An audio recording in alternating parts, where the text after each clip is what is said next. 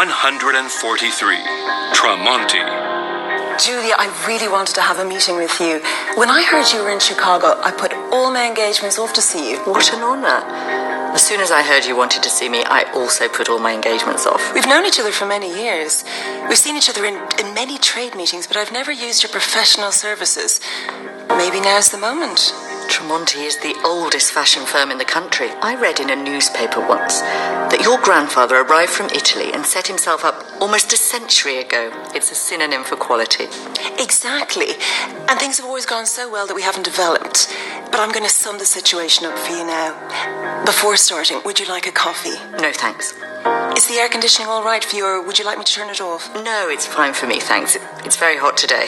Well, we maintain the traditional policy of preparing 2 collections a year and of putting on spectacular fashion shows in order to keep our prestige image in the eyes of both the general public and our clients, who are the most important shops and department stores of the country. I know how it works.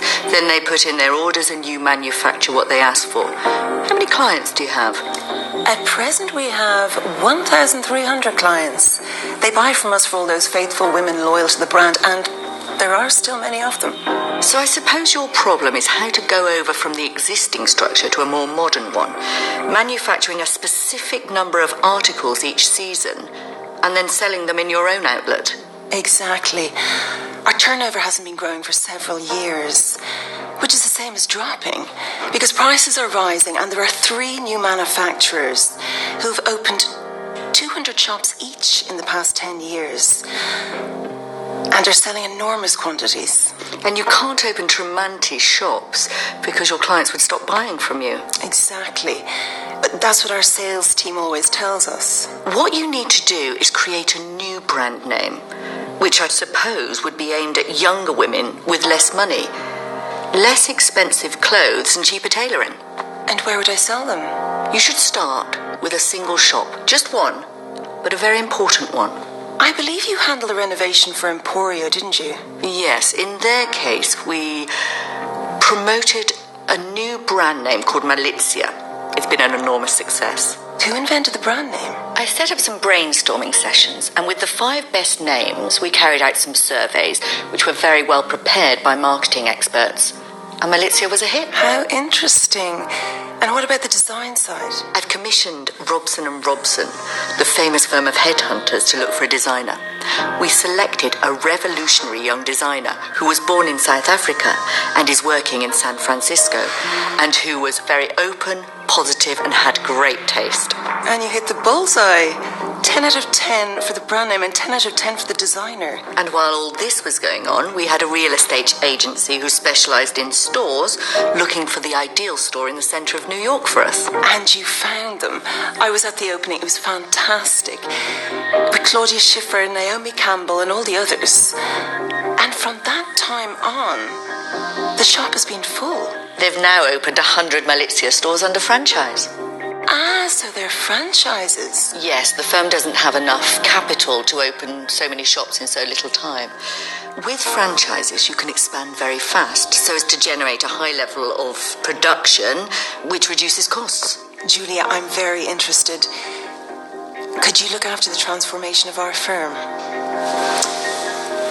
The truth is, it's a very similar job to what I did for Emporio.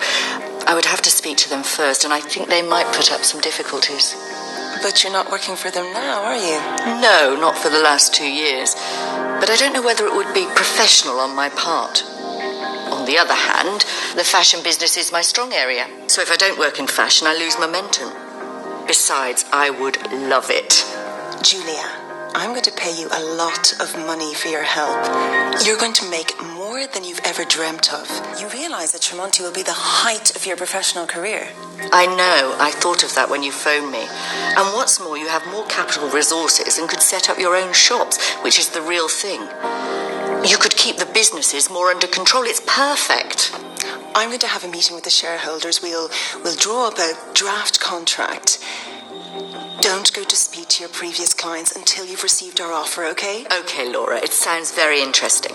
When I get your offer, I'll phone you and we'll have another meeting. Now I must rush to the airport Do you know what day it is today? No, what day is it? It's my birthday. I'm 40 years old today. Congratulations. And today is the day I make you this offer. Well, you have to accept it. It's obvious. All my friends have prepared a surprise party for me, and they don't know that I already know about it. But I'm really looking forward to it. There'll be more than 60 people. I must look my best tonight. Thanks, Laura. I've really enjoyed speaking to you about this. So have I. Have a great evening.